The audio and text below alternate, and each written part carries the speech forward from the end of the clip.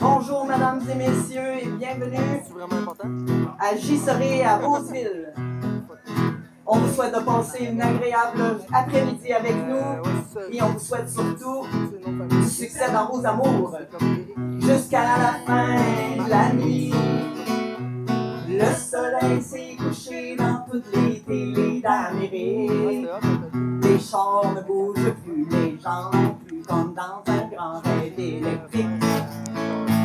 Le délivreur de bière remonte la rue dans le sens contraire. Ouais. Tu pèses là-dessus, pouf, c'est disparu. Oh, ben donc, il y a le système d'alarme, là. Oh. Si tu pèses sur le mauvais piton, ben c'est bien simple, ça réveille tout le village. Ah, ben moi aussi, j'aurais pu lancer une thérapie. Ah ouais? Comment ça? Ouais, la culpabilité. Ah, Hein, je me suis senti Coupable? coupable un petit bout. Ouais. de quoi? Ben, parce qu'il disait à un moment donné, c'est de la faute des boomers qui se font vacciner si ça continue. Puis là, il disait, c'est de la faute des boomers qui se font pas vacciner si ça continue. Ah, ben ça s'annule. Ouais, du même. Fait que là, c'est la faute des boomers qui mettent un masque si ça continue. Mais c'est de la faute des boomers qui mettent pas de masque si ça continue. Ben ça s'annule. Hey, mais toi, tu es en train de me déculpabiliser, là? Ben, t'es-tu une thérapeute? Je pense que j'aurais fait une bonne psychologue. Une psychologue, ouais. Oui. Hey, ben, à un moment donné, il disait, hey, là, c'est de la faute des boomers qui votent pour Carney si ça continue. Oups! Mais c'est de la faute des boomers qui votent pas pour Carney si ça continue, ça diminue le vote. Hey, mais nous autres, là, on est des boomers, hein? Ouais. Puis on a voté avec le cœur, pas avec la peur, mais on vous dira pas pour qui qu'on a voté, madame. Lâche pas Maxime. Ah bon tard. Il fallait pas que je le dise, hein? Oh, non. c'est qu'est-ce que tu dis là? Ah, Hey, mais c'est de la transparence de même qu'on veut de nos gouvernements, tu sais? Bon. Ouais, hey, c'est mon rayon de soleil, là, tu sais? You are my sunshine, my only sunshine. You never know, be what sky or gray. You never know, dear, how much I love you. Please don't take my sunshine away. Hey, une petite chanson. Mais il y a de la musique aussi qui peut servir de thérapie. Ah oui, c'est Ouais. ça. Mais, ouais, mais Omer puis moi, là, ben c'est ça. Lui, là, il a une devise, imaginez-vous donc. Ouais. Sa devise, c'est « fais-en pas un plat ». C'est ça. Ah, puis moi, avant ma thérapie, là, j'étais une experte dans les plats. Et, J'en faisais 2, puis 3, puis 4, puis ça revirait au drame, là. ben, son hamster, là, il roule tellement vite, là, il s'est cassé une jambe. Il spinait dans sa Ouais, roulette. mais oui, c'est quoi que j'ai conseillé? J'ai dit, fallait donc vacciner ton hamster. Ah Tu non, vas voir qu'il va venir moins vite, il a là, tu sais. refusé ça complètement. Il est un peu comme moi, rebelle. Ben, il faut dire que sa cage est dans une tête d'une petite personne intelligente supérieure. Bon, là. merci, Omer. Ben, ça me Quel fait de compliment. plaisir. Puis, ben, c'est ça. Fait que là, depuis ma thérapie, là, Ouais, respirer. ah oui, c'est ça. Ben, tu vas voir qu'avec ma thérapie, il va se calmer, le petit hamster. Ouais. Parce que, sais-tu qu'est-ce que je fais pour ça, Omer? Non, allez, dis-moi les dons. Ben, comment tu fais? on nous apprend à bien respirer dans cette C'est ça. thérapie-là. Ça C'est fait ça. que tous les matins, je vais dehors, comprends-tu? Avec le beau soleil qui se lève, là. Et puis, je prends des grandes bouffées de prana, là. Oh, ça me ravigote la pinotte. Ouais, puis ma pinotte, je l'aime, ma pinotte. Puis là, tous les matins, je la vois, elle sort dehors. Là. Nous autres, on a le soleil directement en sortant, puis je la vois. Et puis, deuxièmement, là, Ah ouais. ben, on nous apprend à être dans le moment présent. Le moment présent. Tout un contrat, ça. Ouais, mais moi, j'ai une technique dans le moment présent, moi. Ouais, c'est quoi? Ouais. Tu veux le savoir? Ben oui. Bon, je suis sûr qu'il y a bien des hommes qui l'ont pratiqué, cette technique-là, puis même des femmes. C'est facile, là. Sais-tu quoi?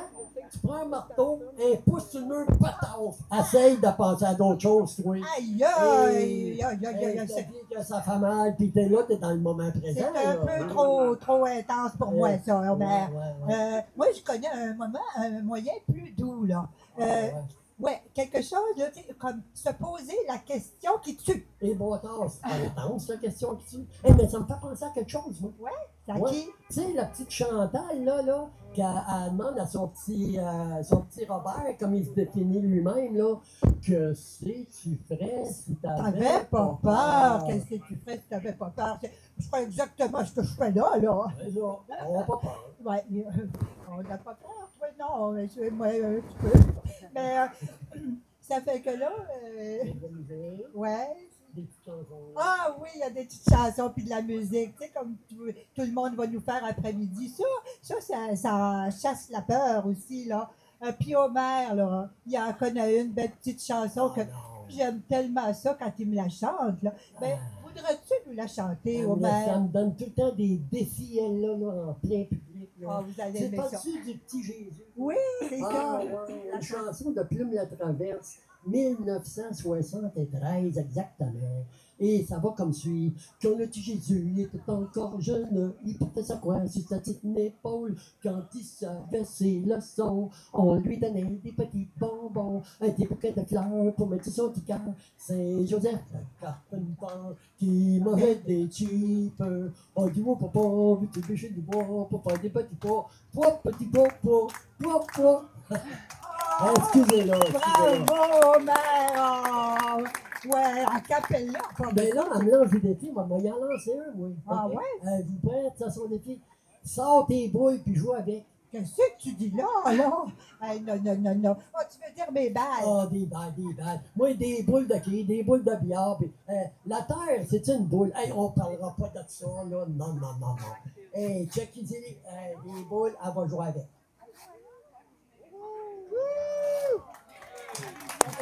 C'est mon petit-fils qui m'apprend à faire ça, là. Hein?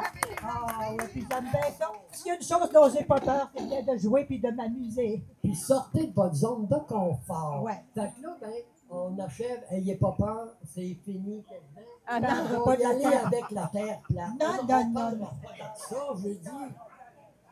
Le Seigneur.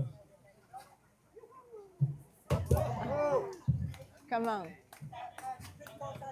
Le moment présent.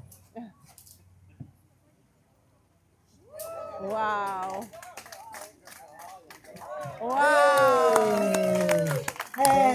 ça fait juste 40 ans que je pratique ça, là, puis je me trompe encore. Hein? Il n'y a jamais rien de parfait. Hein? Il n'y en a pas. Elle est unique, ma Rosamée. Il n'y en a pas comme elle. Mais il n'y en a pas comme nous. Il n'y en a pas comme vous. Il y en a pas, il y en a guère. Il n'y en a pas comme nous. Il n'y en a pas comme vous. S'il y en a, il n'y en a pas beaucoup. S'il y en a pas, il y en a pas, il y en a guère. Il y en a pas, il y en a pas. Non, il y en a pas beaucoup. Merci beaucoup! Merci alors, Caroline Lessard et à tous ces gens-là. tous les bénévoles, merci. Merci. Alors, cette personne a enseigné 25 ans au département de psychologie et a travaillé le même nombre d'années comme psychologue auprès d'adultes et de couples, comme nous autres. Elle a travaillé auprès de nous. Elle a écrit 6 livres. Sont tous reliés de près ou de loin à la psychologie positive.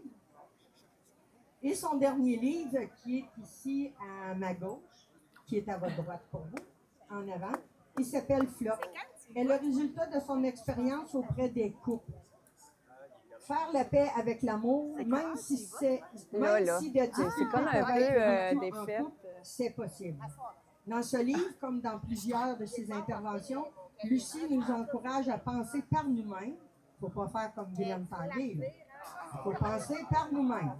Et à remettre en question les idées que l'on a prises je t'ai vu, j'ai pas osé aller la autres.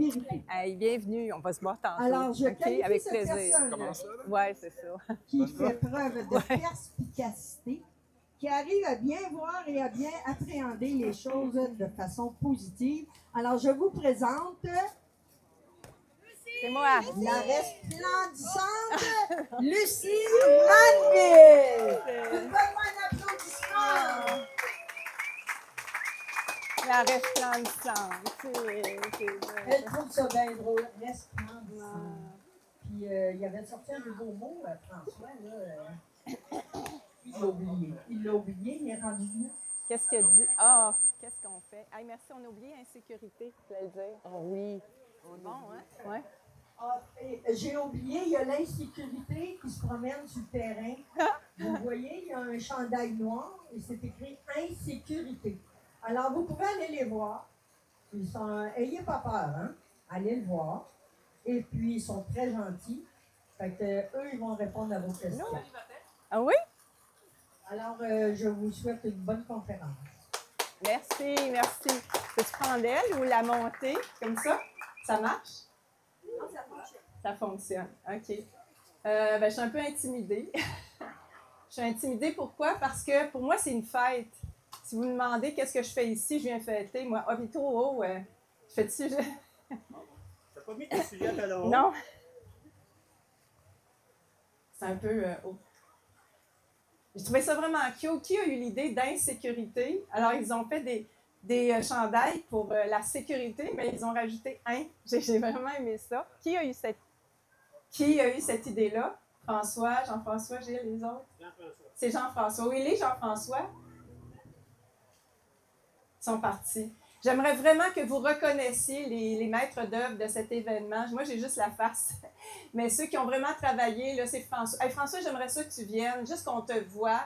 Puis si Jean-François est là, Steve, où êtes-vous? J'aimerais ça que vous veniez en avant. Puis tous ceux qui ont aidé, là, je vous ai vu construire là, ces affaires-là. Michel, Gilles, j'aimerais ça vous présenter. Venez ici. Merci, c'est grâce à eux que vous avez une fête aujourd'hui. Hey, chapeau de cow-boy. Où sont les autres? Là? Jean-François est occupé, évidemment. Sylvie est allée régler un problème. Y en a-tu d'autres ici dans la gang que vous reconnaissez? Ah, celui qui fait la... Ah, Jean-François, ici, viens ici.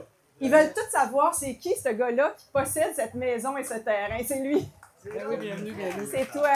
Oui. Hey, veux-tu dire un mot? C'est intense, mais avec les meilleurs compagnons du monde. Aucune mauvaise intention. Toutes les idées se sont continuées pour arriver à un résultat que vous voyez là. Et vous êtes une récompense extrême pour les autres. Ah, Steve est là. Merci à vous. Merci. Je vous remercie d'être venu. On est tous des gens positifs. On va faire le plein d'énergie positive. Puis suis content que vous soyez venus, puis surtout ceux qui sont venus de loin d'avoir fait l'effort de venir. Puis les fois d'après, on essaiera d'aller vous voir dans vos régions. Ouais. Tous ces efforts ne valent rien sans votre présence. Exact.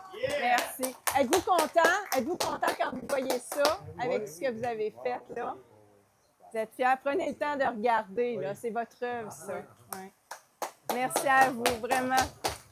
Il y a Steve. Steve à quelque part, là. Voulez-vous parler? C'est beau? Tu veux filmer? OK. C'est-tu beau? Oui, oui, oui. Pour regarder ça. OK. Puis il y a Steve aussi qui est caché à quelque part avec Sylvie que vous avez vu. Puis j'en ai oublié, là. Et ce qui est merveilleux, je vois Stéphane là, dans le coin, c'est que comme l'année passée au Mont-Royal, on est tous au parterre. Là, je suis là, c'est la scène, mais j'aurais souhaité ne pas avoir de scène, pour être honnête. On est tous mêlés entre nous parce que chacun d'entre nous, on a une valeur à apporter. Grâce à nous avec un grand N, puis là, je nomme tout le monde, là, ben, on s'en est sortis, on est encore là, puis je pense plus fort qu'avant même, ça se peut-tu? Malgré tout. Alors, merci à tout le monde d'être ici, d'avoir accepté notre invitation. Voilà, ben, l'année passée, c'est l'année passée, bien, quand on était en Beauce, j'ai passé après Cliff et Christiane, puis j'étais gênée parce que moi, je les trouve drôles. Moi, je me trouve pas drôle. Ça fait que je me suis dit comment... Et là, je vois que vous êtes des thérapeutes en plus, fait que je me dis, mon Dieu, vous prendrez ma place l'année prochaine, OK? Vous ferez une thérapie de groupe l'année prochaine.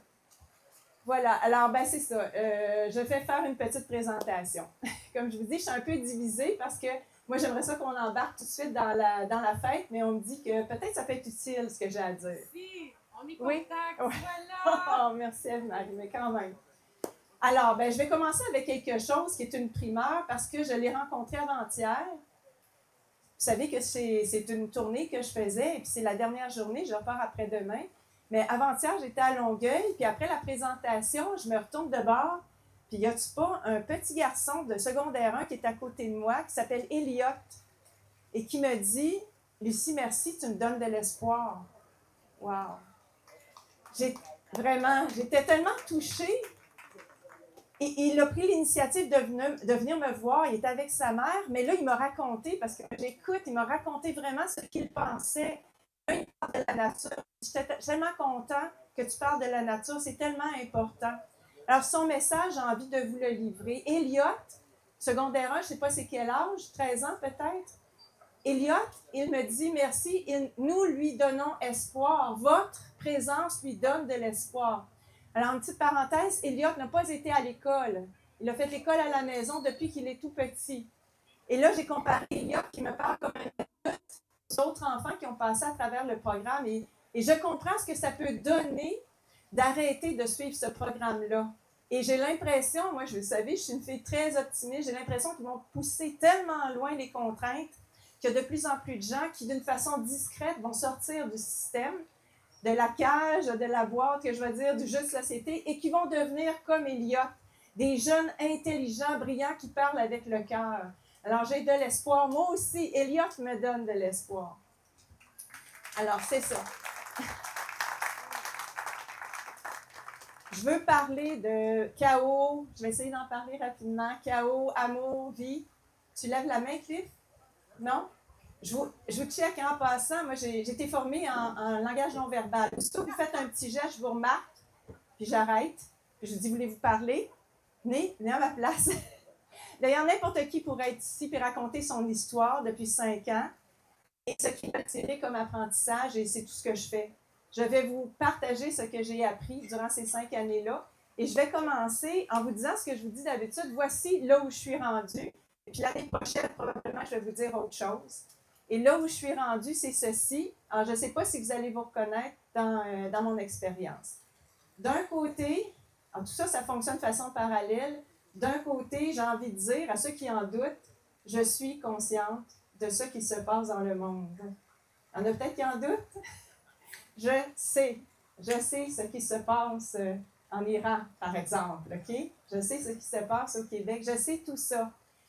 Mais je sais aussi peut-être ce qu'on ignore, c'est-à-dire ce qui est dans notre inconscient.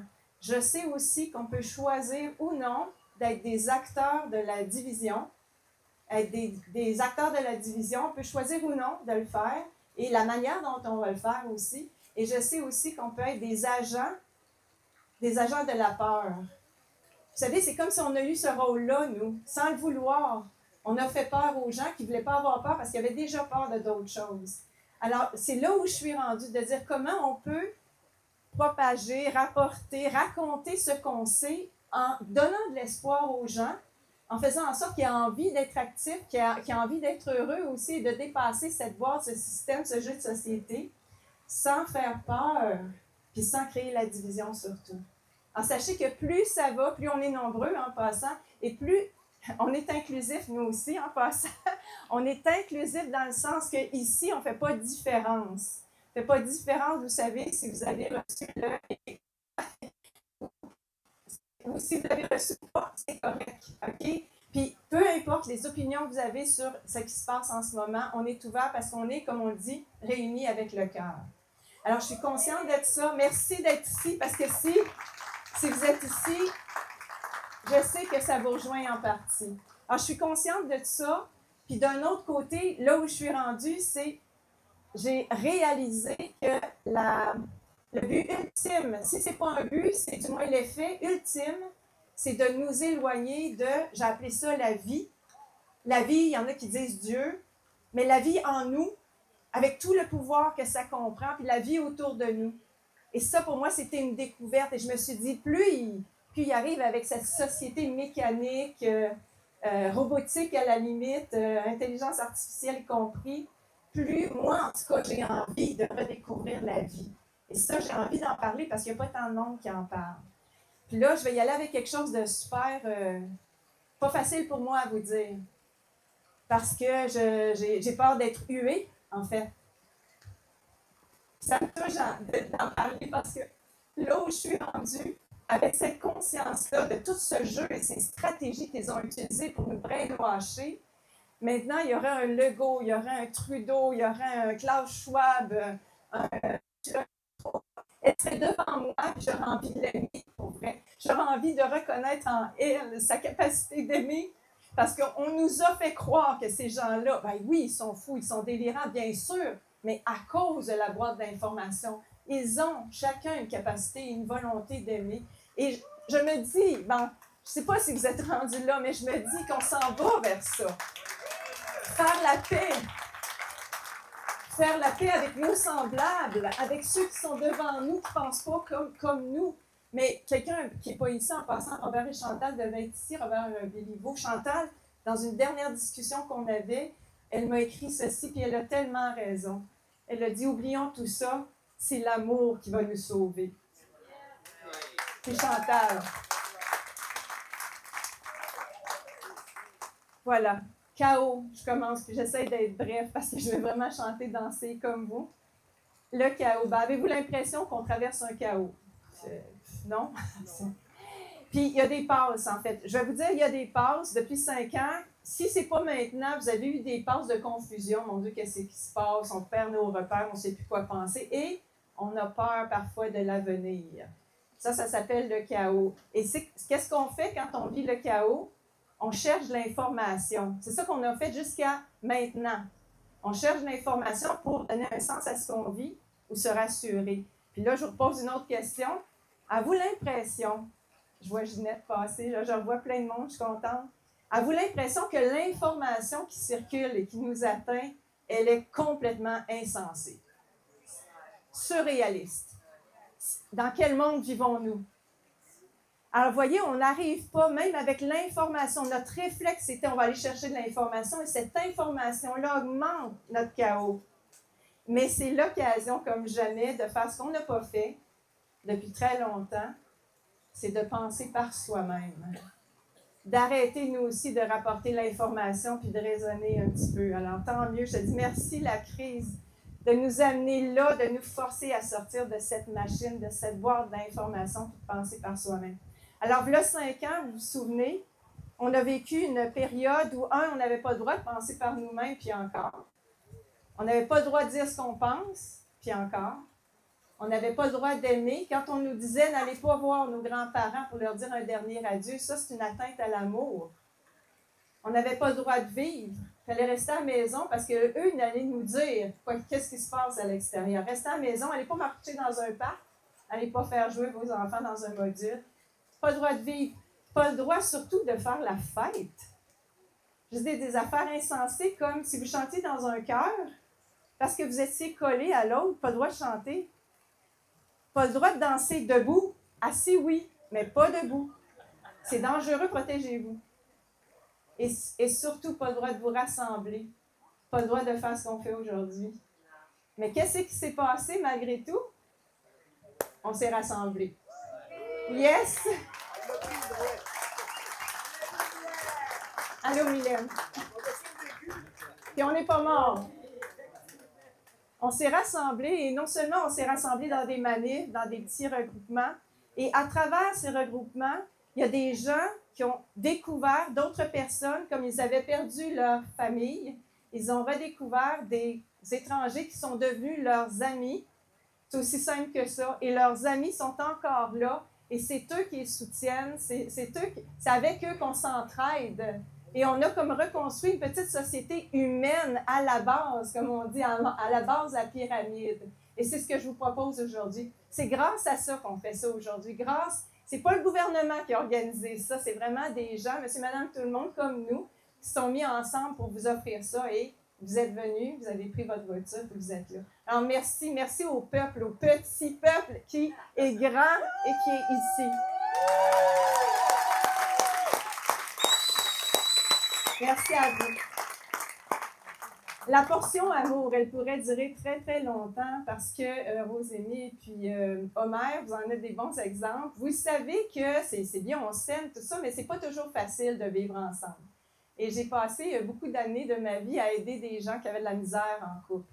Alors, j'ai écrit un livre, je voulais en parler un peu parce que pour moi, ce qui s'est passé en 5 ans, c'est une énorme remise en question, y compris de l'amour que j'ai appelé conditionné. Savez-vous ça qu'on est conditionné? Je veux bien qu'on chiale contre un puis l'autre, là, mais commençons par se regarder soi-même. On est vraiment très conditionné, puis ça commence à l'enfance. Et tous les domaines de notre vie le sont, y compris l'amour. C'est-à-dire qu'on nous dit, voici comment tu vas aimer, puis voici ce que tu dois penser par rapport à l'amour. Puis je vais vous dire ce qui se passe, puis je vous propose mon explication par rapport à l'amour. C'est que depuis toujours, quand on vous dit, ce que vous êtes, c'est mauvais. Vous êtes mauvais, vous êtes des mauvaises personnes. Et pour moi, ça explique le mépris qu'on peut ressentir et voir en ce moment. On nous méprise et on finit par se mépriser soi-même. On vous dit, votre nature, elle est mauvaise, et pour arriver à vivre en société, sans chaos, vous allez devenir des êtres conditionnés. Ça va? Mais c'est le chaos en ce moment, puis on est bien loin de notre nature. C'est ça qui est assez paradoxal. Nous vivons un chaos dans l'être conditionné que nous sommes. Parce que, c'est ce que je vous propose, nous devons faire la paix avec notre nature, avec qui l'on est. Changer notre mindsetting et comprendre que nous sommes OK. Je vais vous donner quelques exemples, juste pour être concrète, de personnes que j'ai rencontrées dans ma pratique. Juste vite. Puis vous allez voir si vous vous reconnaissez. J'ai rencontré un jour une femme de 45 ans, heureuse dans sa vie, sans problème, mais elle venait me consulter, donc il y avait une raison.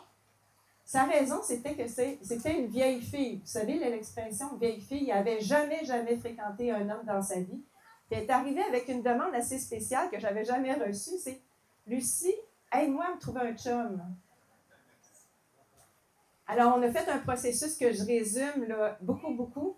Cette femme-là, depuis la toute enfance, elle reçoit des images dans les contes d'enfants, dans les films, dans les livres, à la télé, de vieux qui meurent ensemble. Et sa peur actuelle, c'est « je ne veux pas mourir toute seule ». Ça, c'est son brainwash, je vais dire. Dans la boîte là, de conditionnement, elle a reçu cette information-là. Elle dit « moi, je ne veux pas être ça, je veux mourir avec mon compagnon de vie, puisque c'est ça, je suis nourrie de cette image-là. » Alors, est-ce que vous pensez qu'il y a bien des couples qui meurent ensemble au même moment?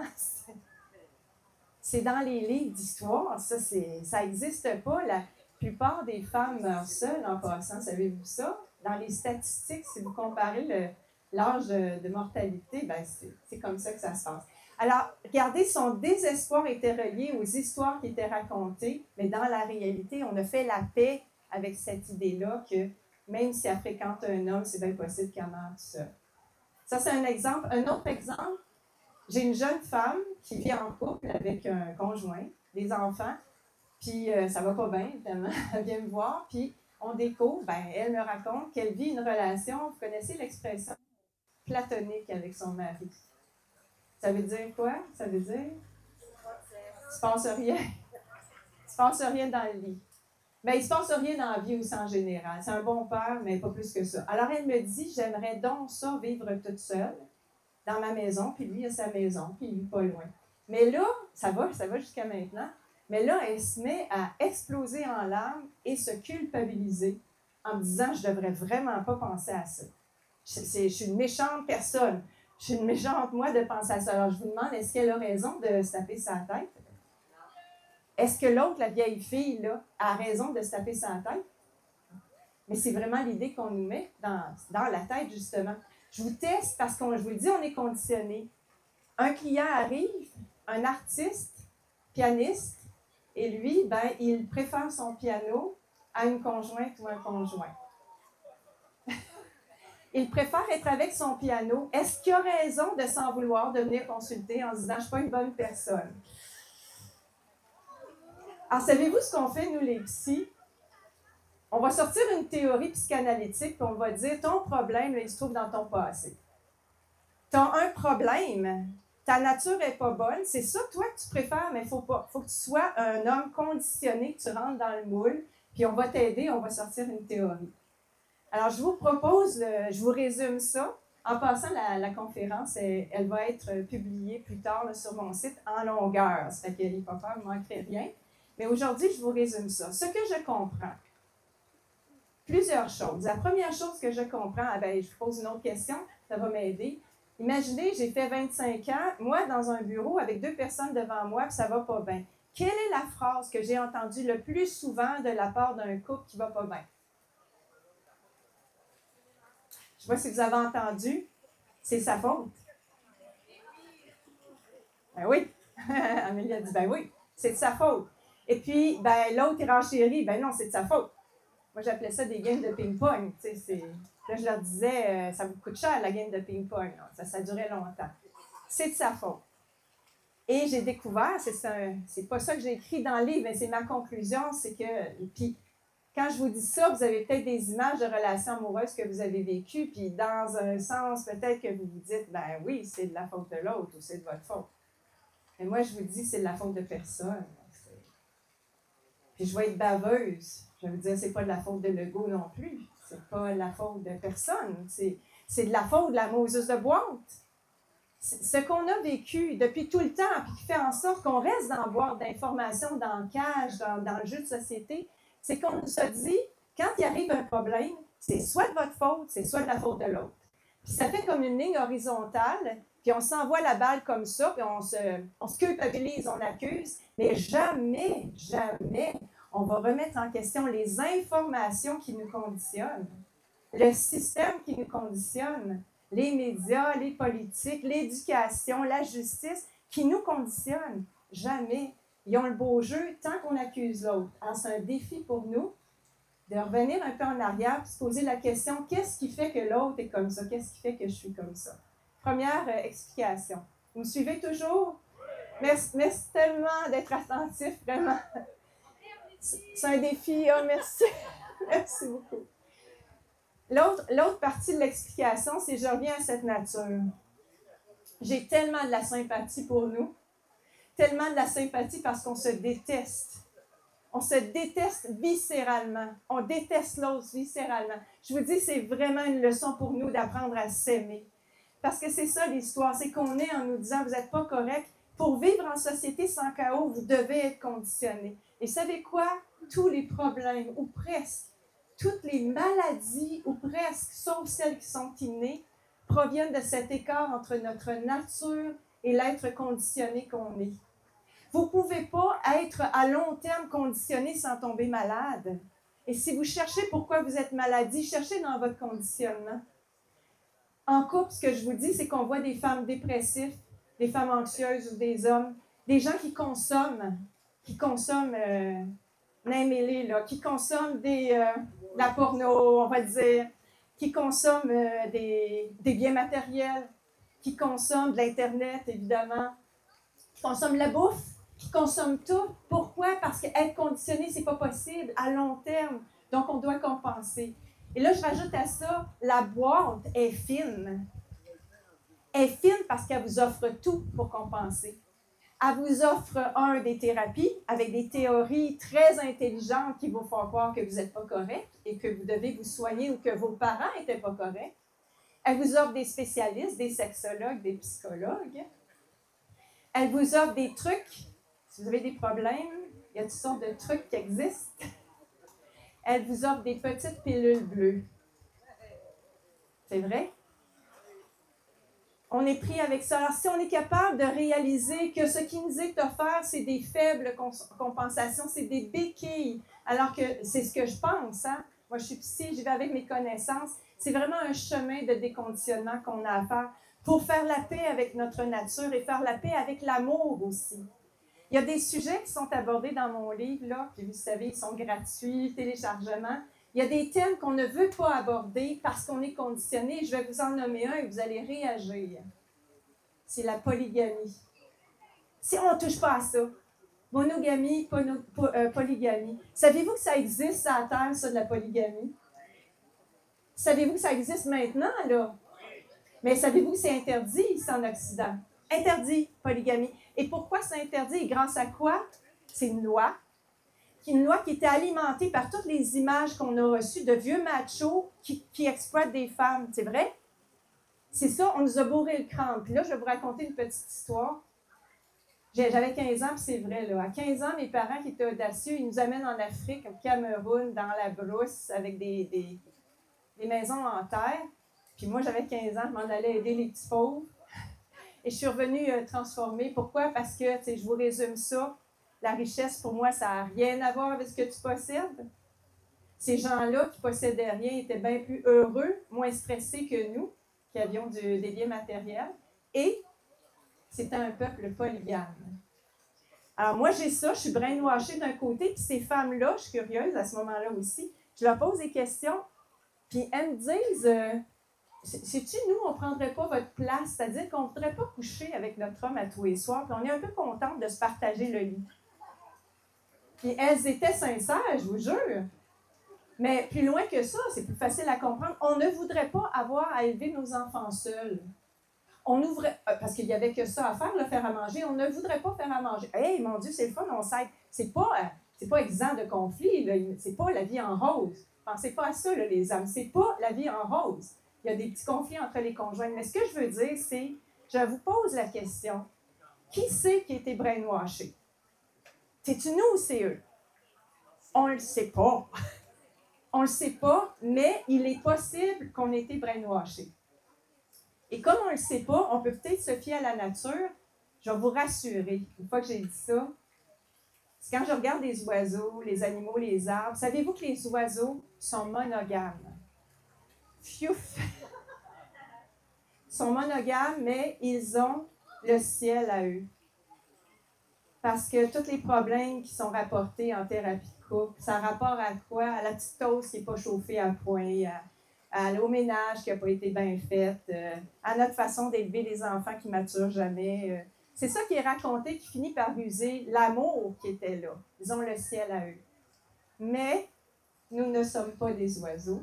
Nous sommes, paraît-il, des mammifères. Et là, les mammifères, ils sont polygames. C'est des polygames. Mais nous ne sommes pas des animaux. Nous ne sommes pas non plus des insectes. Malheureusement, les femmes sont plutôt polyandriques. Polyandrique, c'est une femme qui a plusieurs concubins. Là. Mais tout ça pour vous dire que dans la vie, là, il existe tellement de modèles, de façons d'aimer. Nous, on a passé dans la boîte avec des informations et c'est interdit pour certaines choses, c'est permis pour d'autres. Savez-vous, dans un contrat de mariage, c'est permis de ne pas vivre avec son conjoint, et j'en profite, mais c'est obligé de faire l'amour avec. C'est marqué. Moi, quand j'ai lu ça, j'ai dit, de quoi il se mêle? Alors, bon, on a ces références-là, puis avec ça, avec ces lois-là, vient quelque chose qui est notre... je dirais, c'est probablement l'instrument par excellence pour nous garder dans la boîte. C'est le jugement. On se juge et on juge l'autre. Ça, là, ils n'ont pas besoin de faire grand-chose. Hein? Ils ont parpillé un peu de jugement avec des mots. Des mots, on en connaît, des mots qu'ils ont utilisés pour nous rentrer dans une petite boîte, faire en sorte qu'on soit des mauvaises personnes. Le jugement. C'est de ta faute, c'est de ma faute, c'est de ta faute parce que tu n'es pas élégant, c'est de ta faute, blablabla. Alors, il y a une des expériences que je vis dans la nature, puis on peut peut-être le sentir ici, c'est quand on est à côté d'un arbre, on ne se sent pas jugé. On pense n'importe quoi, on ne se sent pas jugé. On ferait n'importe quoi, on n'est pas jugé, mais avec des gens, on est jugé.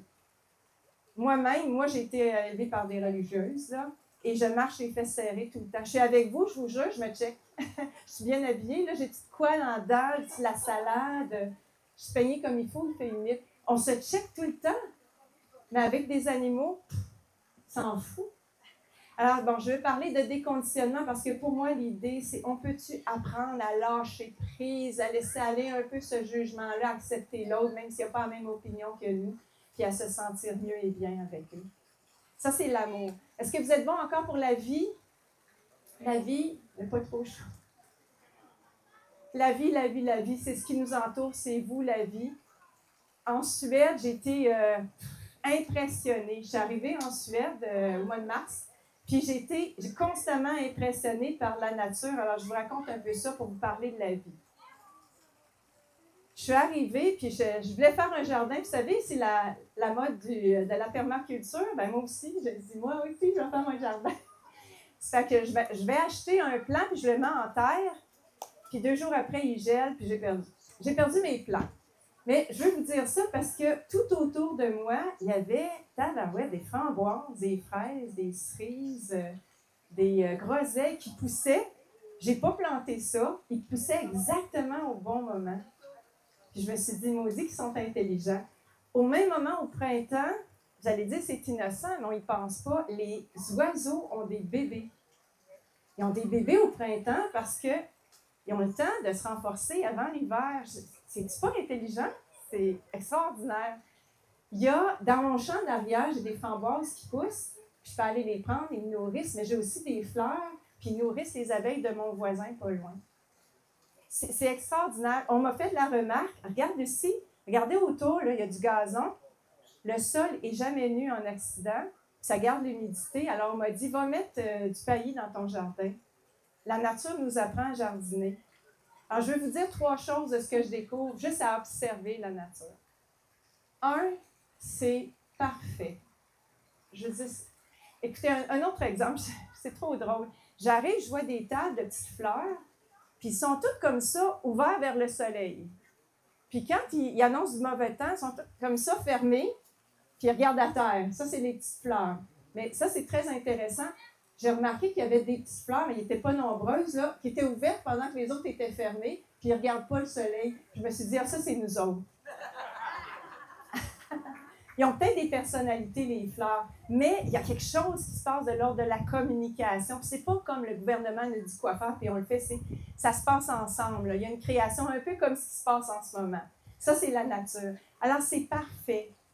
C'est parfait et je me suis beaucoup intéressée aux gens qui meurent, qui reviennent à la vie et nous disent « la vie est parfaite ». Vous ne le savez pas, vous, sur Terre, mais je vous le dis, j'ai contacté la perfection en haut, puis je reviens vous le dire. Mais l'hypothèse que je porte en ce moment, et je vous la propose, et c'est peut-être pour nous une façon d'avancer ensemble, c'est qu'il est possible que cette expérience qu'ils vivent, puis il y a d'autres explications, là, mais je prends des raccourcis, qu'ils vivent en contactant la perfection, ça soit en partie parce qu'en faisant ça, ils se déconditionnent complètement. Ils quittent ce conditionnement-là et ils peuvent voir la perfection. Et je ne sais pas si vous avez vécu ça, mais il y a des moments, vous savez, on évolue, on change. Y a-t-il des moments que vous vivez ça, vous lâchez prise, vous checkez un arbre ou un enfant ou un homme, une personne, vous êtes dans le bonheur total, la béatitude, vous contactez cette perfection-là. C'est vrai, ça nous arrive de plus en plus. Alors, mon hypothèse, puis peut-être mettons qu'on fait un cours ensemble, là, je vous dis, OK, dans les prochains mois, on peut-tu essayer de se déconditionner un peu pour vivre plus souvent cette expérience-là de béatitude. Je vous donne un truc parce que ici, on est bon dans les trucs, là.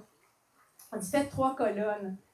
Vous avez plein de choses que vous avez à faire parce que là, la boîte, elle nous a dit qu'on avait beaucoup de choses à faire, puis on est divertis par ça, puis c'est bien important de les faire. Alors, on peut se faire des colonnes. Une colonne des choses qui sont importantes, on va dire. Dans ma vie, là, ça, c'est important à faire. Une autre colonne, des choses qui sont très importantes à faire. Puis une dernière colonne, des choses qui sont essentielles à faire. Puis je vous mets au défi d'abandonner peu à peu les choses que vous trouvez importantes à faire. Faire en sorte que vous vous retrouviez avec le plus de simplicité possible, le plus d'espace, de ciel à vous autour de vous, pour vivre plus cette connexion avec la perfection. Ça, c'est une chose. Deuxième chose, je suis sur une falaise en Suède. Vous avez vu comment c'est beau? Falaise, le lac en bas. Et j'ai découvert, parce que sur une falaise, il y a du vent, j'ai découvert que même quand il vente moins, le vent respire. C'est peut-être anodin pour vous, mais pour moi, c'était comme il vente ou il ne vente pas. Mais non. Quand il vente, même beaucoup, le vent souffle, puis il se retire. Puis moi, vous le savez, je remarque ça, puis je me dis, oh, qu'est-ce que ça peut nous dire? Alors, c'est vraiment intéressant parce que je vais faire une farce, là. Prenez-les pas mal. Mais quand je fais des feux de camp en Suède, je pense à vous. Et à chaque fois, je me sens libre. Et j'ai beaucoup d'empathie parce qu'en Suède, il n'y a pas de loi qui nous interdit à faire quoi que ce soit sur notre terrain.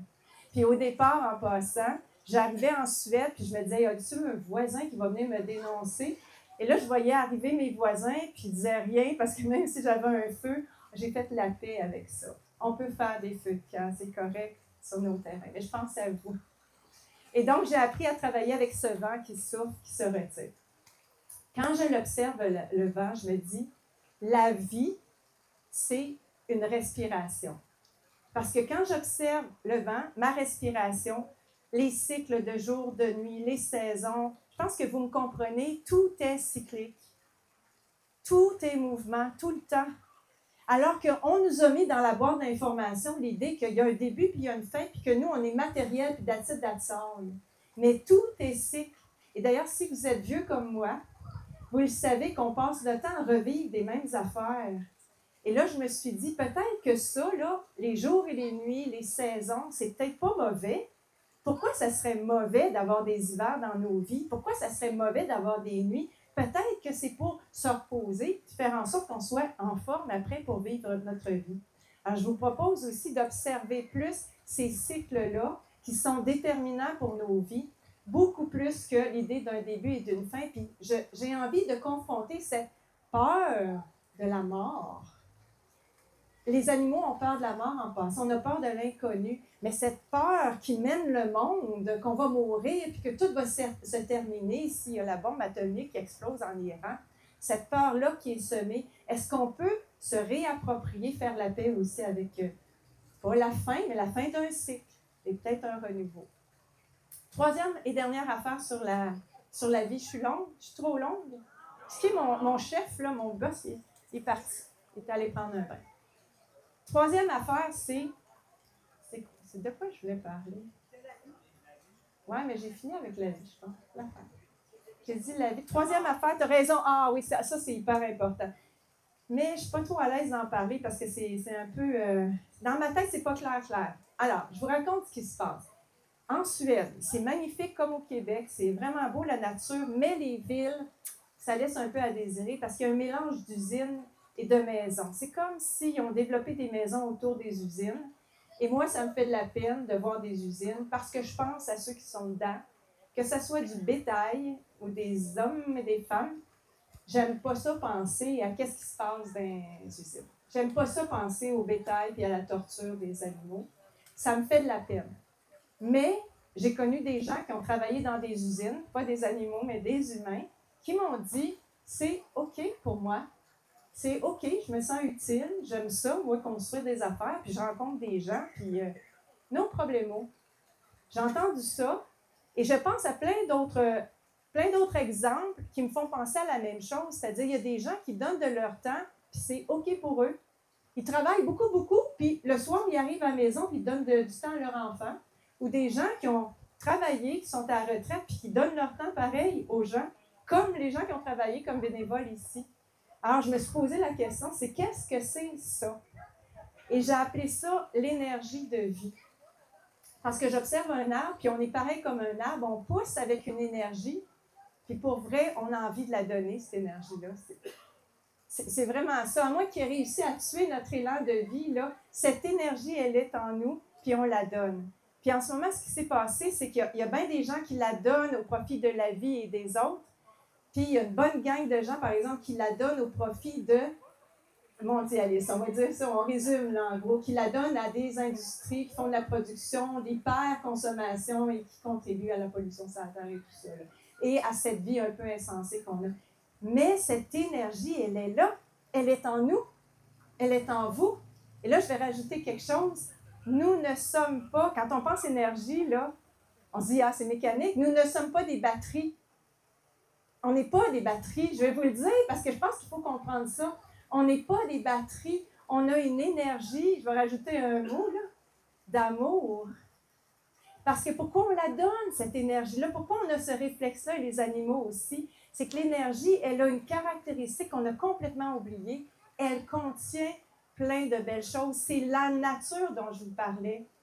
Elle n'est pas vide, cette énergie-là. Elle est pleine d'amour. Puis ça, j'ai envie de passer ce message-là. Puis j'espère que vous en êtes convaincus, vous aussi. Vous avez cette énergie d'amour. Et là, de ce temps-ci, depuis 5 ans, il y a plein de gens qui partagent cette énergie d'amour-là. Et parce que Elliot m'a dit quelque chose et parce que je l'avais en tête, j'ai envie de vous proposer, là, je vais parler de la fête, là, vous proposer que ce qu'on vit en ce moment, depuis l'ère industrielle, un jour, les nouvelles générations vont regarder ça et vont faire comme la belle verte. Ils vont dire, ces gens-là, ils avaient oublié qu'il y avait une énergie d'amour en eux. Toute cette société, elle a nié cette énergie d'amour. Je ne sais pas quand est-ce que ça va arriver, mais il y a plein d'exemples que je reçois. Ils vont aller tellement loin, ils vont écœurer le monde tellement. Ah, je vois déjà, là, je suis contente qu'ils sont là. Ils vont aller tellement loin dans les contraintes. Il va y avoir un rebound. Oui, il va y avoir du conditionnement. Ben oui, on ne se leurre pas, là. Oui, c'est fucké, là. Ce qui se passe, c'est fucké. Mais observez les gens. Je ne sais pas si vous prenez le temps de parler à ceux qu'on vous dit de détester. Puis là, je ne sais pas si vous avez des exemples en tête, mais sachez que chez nous aussi en Suède, là, comme chez nous ici au Québec, oui, il y a des migrations. Oui, il y en a des musulmans. Puis on nous dit de les détester. Pourquoi? Parce que la Troisième Guerre mondiale, on a posé de le faire contre les musulmans. Est-ce que vous avez pris la peine d'aller jaser avec ces gens-là? Est-ce qu'on a pris la peine de jaser avec les gens qu'on déteste? Alors, c'est notre défi d'aller parler avec eux et de découvrir qu'ils ne sont pas comme ça nous est raconté là, dans tous ces médias et ces montages qu'on nous présente de violence. Alors, c'est le temps de faire la fête, puis je vous pose la question, je ne sais pas où vous êtes rendus et comment vous vous sentez. Est-ce qu'à cause du chaos, à cause de toutes ces horreurs qui circulent là, dans les médias, est-ce qu'on devrait être découragé, haineux, en colère, ou on devrait fêter? Si on est là, on fête. Puis là, si vous êtes en colère puis que vous vous retenez un peu aujourd'hui, j'ai envie de vous lâcher lousse. Alors, je vous dis, Dieu donné nous a dit, votre rire, là, ça ne leur fait pas plaisir. Je vous le dis, ceux-là qui nous enferment dans la boîte, là, ils ne sont pas contents de vous voir rire, ils ne sont pas contents de vous voir rassemblés à Beauceville. Ça les fait chier. Bien, faisons-les chier. T'sais. Bravo, hein?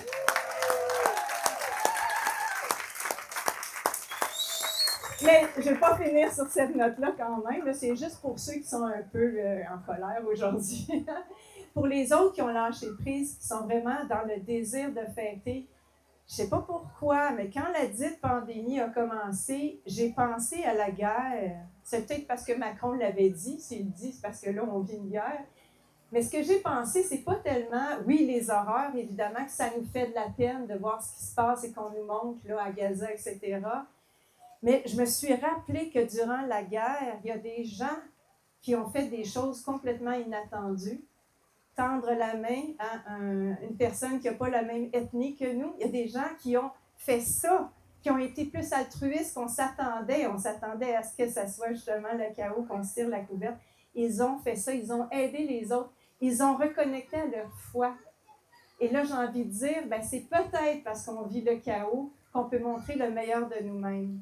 Si ça n'avait pas été de cette crise-là, on ne serait pas ici ensemble, on ne fêterait pas ensemble. Peut-être qu'on serait là, justement, en train de fêter avec le gouvernement, puis applaudir des artistes qui sont bien payés. Alors ici, on est là avec des gens qui sont comme nous, qui sont venus bénévoles, puis on va fêter ensemble. On va montrer le meilleur de nous-mêmes, parce que c'est une nécessité maintenant d'être authentique. Alors, j'ai envie de finir ça en vous disant merci, sincèrement. Merci d'être ici, merci d'être qui vous êtes.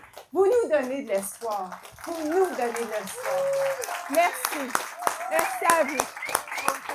Merci. Merci beaucoup.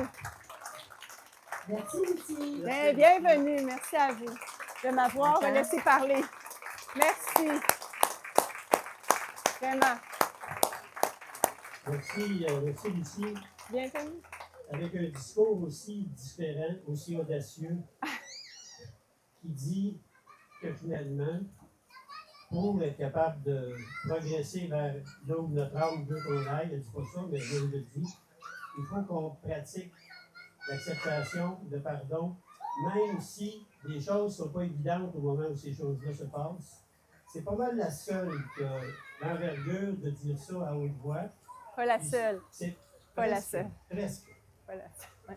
Puis c'est très, très chaud que ce soit une de nos compatriotes et plus, notre chouchou presque. Merci beaucoup, Lucie. Merci.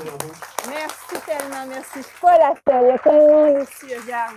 Toutes ces gens-là. Merci. De prendre la parole. Nous autres, si on accepte la parole, puis on est plus grand quand on l'accepte, mais elle l'apprend en public, et pour cette raison-là, ça prend de l'audace, parce que tout le monde qui est créateur dans le moment, ils sont dans le jugement des autres, peu importe ce qu'ils disent. Mais elle tient au bout, puis là-dessus, là. Merci. Merci à vous. Merci. Alors, moi et François, on a préparé un petit acrostiche sur le nom de Lucie. Participatif. Ah, OK. Alors, Lucie, pour le L, lucide, lumineux. Elle pour... Loyal, merci. Loyal, merci. L'autre. Liberté, ah, merci. Liberté de la pensée, oui, c'est bon. Alors, on va aller avec le U. On a trouvé unique. Oh, union, oui, merci. Unificatrice. Look at you! Ouais.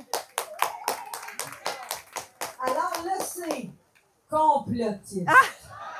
Un petit peu. Complice de notre éveil. Conscience. Oui, conscience. C'est bon. Et puis, oui, c'est bien ça, parce que le C, en milieu de prénom, il y a deux fonctions. Il pourrait être un S. Elle est suédoise. Suédoise. Ensuite, pour le I, inspirante.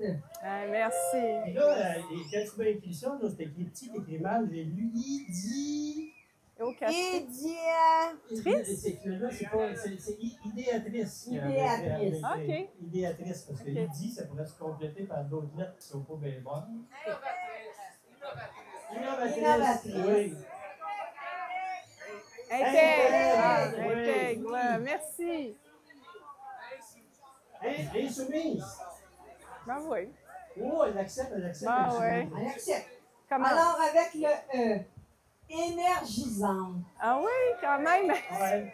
Moi, j'aurais tendance à dire énervante. Parce que moi, je suis tout le temps énervé quand je suis à côté d'elle. Alors, merci. on te remercie beaucoup, Lucie. Merci à vous. Merci. Là, c'est le party. Merci beaucoup.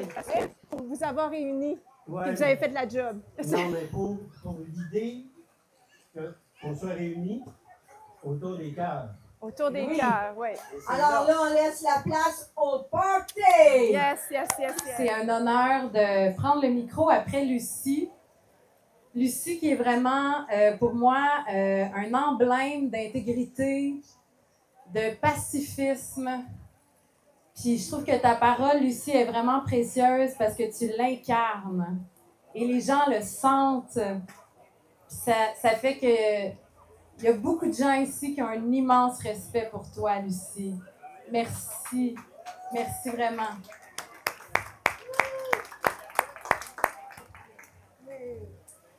All right, fait que moi, j'ai pour mission de vous faire chanter aujourd'hui. Fait que ceux qui sont en arrière puis qui jasent, là, je vous invite vous êtes invités à chanter aussi. Il y a une chose sur laquelle j'avais envie de surfer par rapport à ce que Lucie vient de nous partager. C'est que la raison pour laquelle on est programmable en Occident, c'est parce qu'on est profondément traumatisé. Puis pourquoi on est traumatisé? C'est parce qu'on est aussi les enfants de siècles et de siècles de répression et de génocide qui ont été effacés de l'histoire. Fait que ce que les Amérindiens ont vécu, nous, on l'a vécu pendant des siècles et des siècles, amen, avec la très sainte Inquisition. Je pense que ce que Lucie raconte, c'est vraiment important parce que c'est le temps de libérer notre vraie nature. Et quoi de mieux que l'effondrement d'un système qui ne tient plus la route pour libérer notre vraie nature? Ouais. Alors, dans cette optique, il y a quelques années, est-ce que je commence par ma chanson ou je vous fais chanter? Je pense que je vais vous faire chanter à la place. Fait que je vais vous inviter à vous lever debout.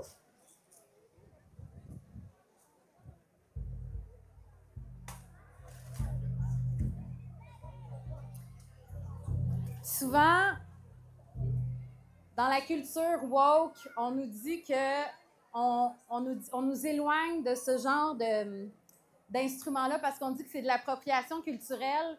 Mais en faisant ça, on oublie qu'on est les descendants des Celtes. On a du sang norse en nous. Depuis la nuit des temps, les indigènes travaillent avec le tambour comme le cœur de la forêt qui bat à travers notre propre cœur. Fait qu'on va commencer par se syntoniser avec des sons très simples.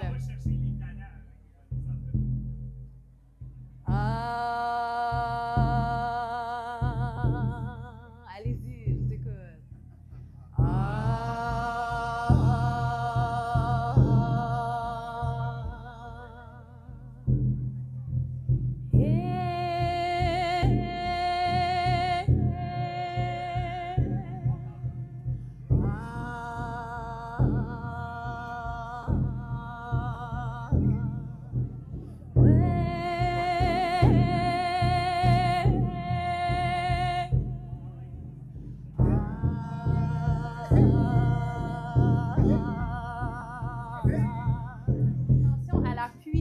De toutes ces voix réunies. Vous pouvez même fermer les yeux 2 secondes puis sentir qu'est-ce que ça vous fait en dedans, le sentiment de la tribu, parce que ça aussi, c'est quelque chose qui n'existe plus dans notre monde.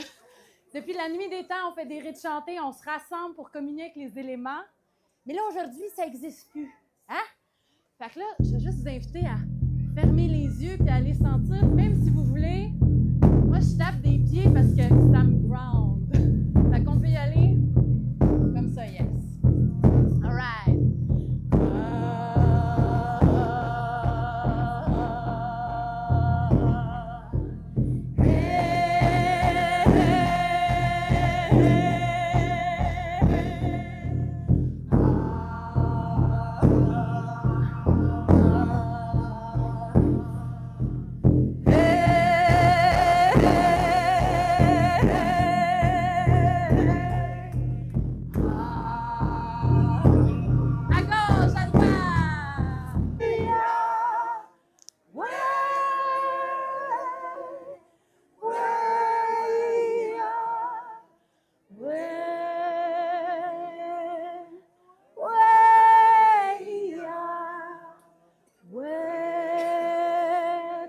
douceur.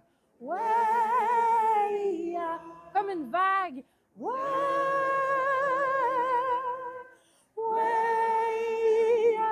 dans la nature. Ouais,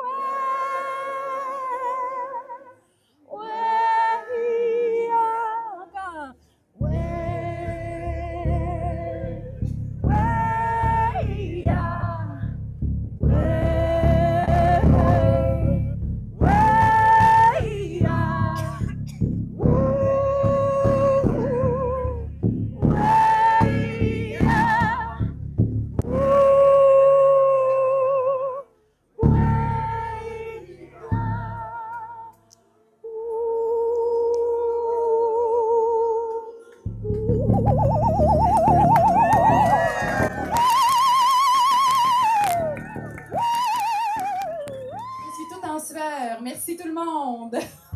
Ah, c'est puissant chanter ensemble, hein? Ça rend vivant. Lucie a parlé tantôt du fait qu'on est une partie intégrante de la nature. Puis pour moi, le rite chanté, c'est un rituel depuis la nuit des temps. Le rite chanté a un pouvoir sur nos territoires, il y a un pouvoir sur nos identités. Puis depuis la nuit des temps, on chante au confluent des sites sacrés parce que le son a un impact sur notre écosystème. Si vous êtes curieux d'en savoir plus, vous pouvez aller voir mon site web. Bon.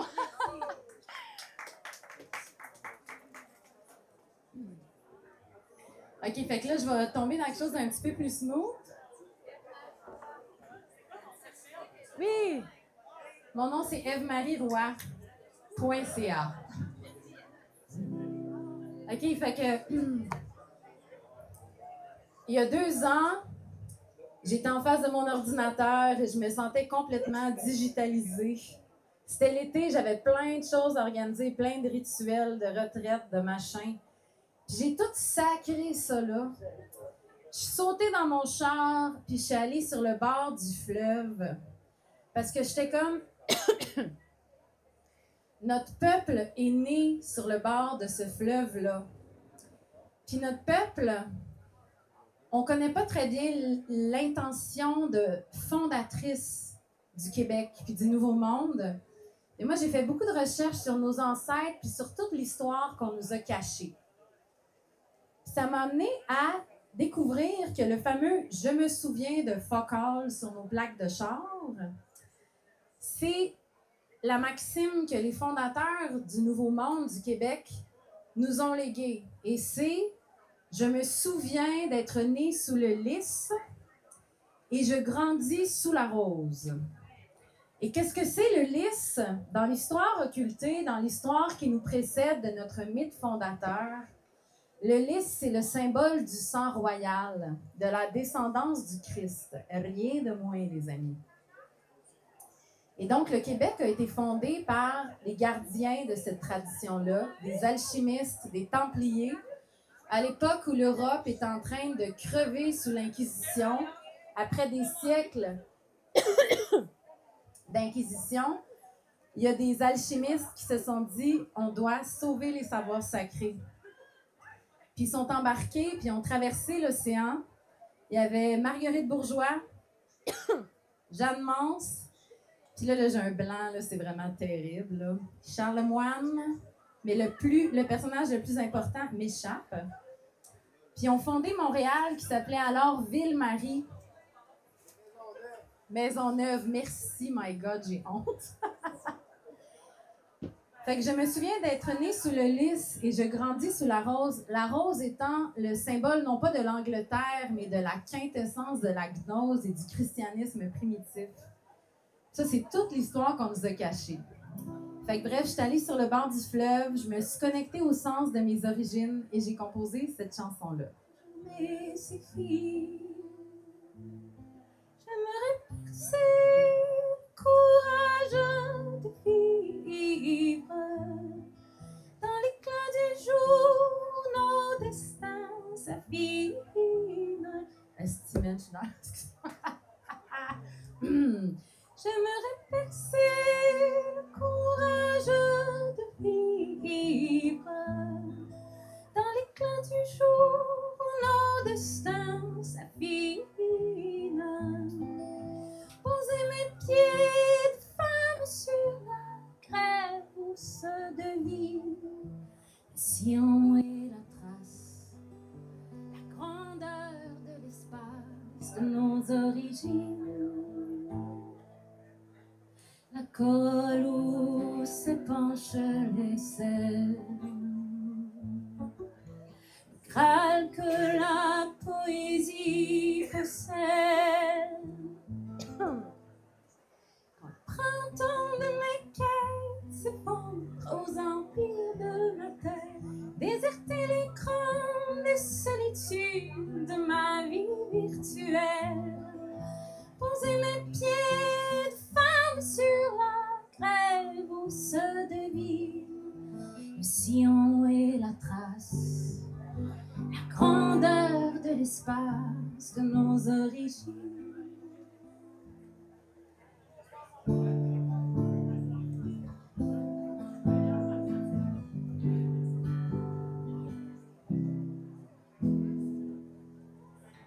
Je me souviens, c'est d'abord un fleuve, notre veine mère où coule un sang clair. Je me souviens de tes terres vierges, portant tes rêves interdits par le Père. Je me souviens d'être né sous le lys. Je me souviens, je grandis sous la rose. Je grandis sous la rose. Je grandis sous la rose. Je me souviens, peuple de l'aube, connais ton mystère, défriche les frontières. Je me souviens, peuple de l'aube, connais ton mystère, défriche les frontières.